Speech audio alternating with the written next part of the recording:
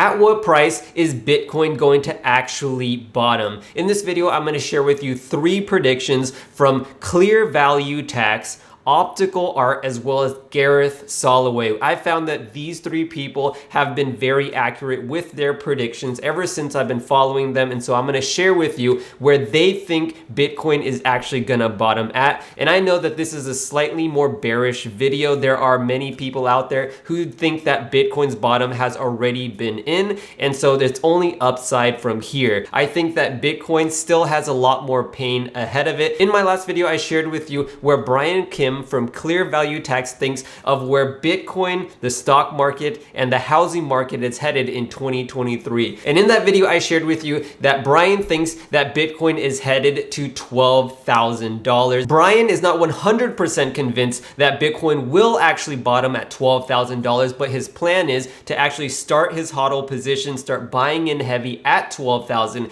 And if Bitcoin were to drop even further than 12,000, he's gonna start dollar cost averaging as Bitcoin continues to fall. That's probably a good range to start accumulating Bitcoin. Bitcoin, my current price prediction, $12,000 still stands.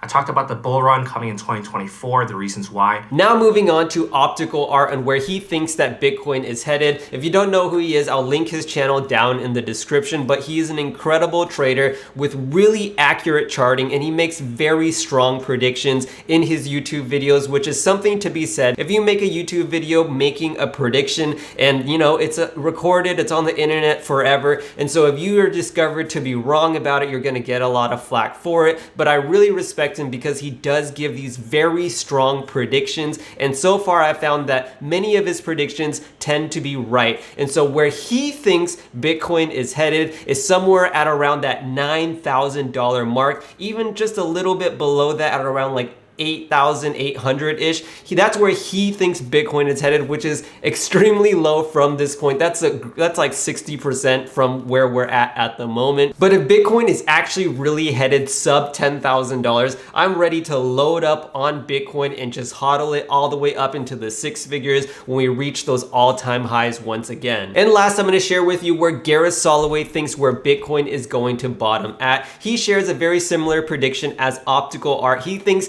Bitcoin is actually going to bottom somewhere at around that $9,000, $10,000 mark. So let's be clear. I'm still in the bear market camp. I still think this is a run-of-your-mill bear market rally, and I still think we'll make new lows. His strategy is going to start buying Bitcoin somewhere at around that $14,000 mark, and then as Bitcoin continues to fall to 12, he'll buy some more, to 10, he'll buy some more, to 9, he'll buy even more. And the reason why he said he'll do that is because you never really know where Bitcoin actually will bottom, so you don't want to miss where Bitcoin will bottom, so you continue to just slowly dollar cost average down, building up that hodl position. And so if Bitcoin ever starts to shoot up and never reaches those prices again, at least you bought some and built that position down at those really cheap levels. So those are their predictions, somewhere around that 9K to 12K mark, okay? And so when is that actually going to happen? They all kind of believe the same things. They all have the same reasonings, and that is essentially that the Fed is still sucking money out of the system, liquidity is down, interest rates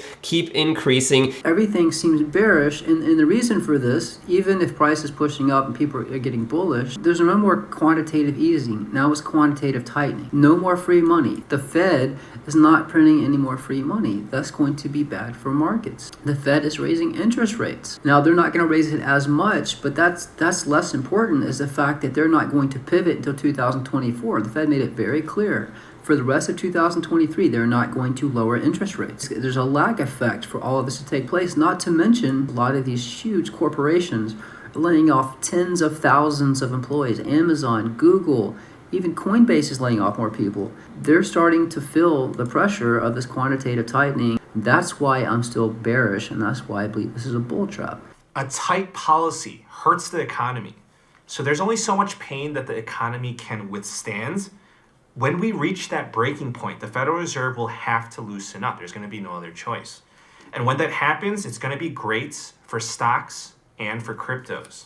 It's not just about not hiking. If we're going to stay at 5% interest rates, that's going to be problematic for assets over the longer term. So the market has to now say, okay, well, they're not hiking anymore, but when do they start to cut? And obviously we know that's going to be when the economy weakens substantially, where they'll have to react. We're still waiting to see the full impact of these interest rate hikes. They all seem to subscribe to the idea that it's only when the Fed begins to print money again, quantitative easing, to where Bitcoin can enter into a bull run, making its all-time highs. And so they predict that it's gonna happen sometime at around early 2024 will the Fed begin to print. So then soon after that, Bitcoin will hit its bottom and start going upwards. There are others that I also follow quite closely, Chicken Genius as well as Benjamin Cowen. Imagine this guy. He's pushing this huge rock up this mountain, and the mountain representing this chart.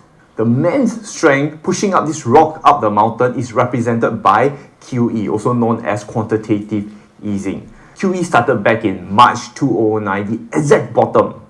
But fast forward 22 years, on December 2021, Jerome Powell announced the slowdown of QE, and the stock market flattened, and March 2022, QT started. Bitcoin is just simply in a bear market, and one of the reasons for that, of course, you could argue, is the tightening of monetary policy by the Federal Reserve.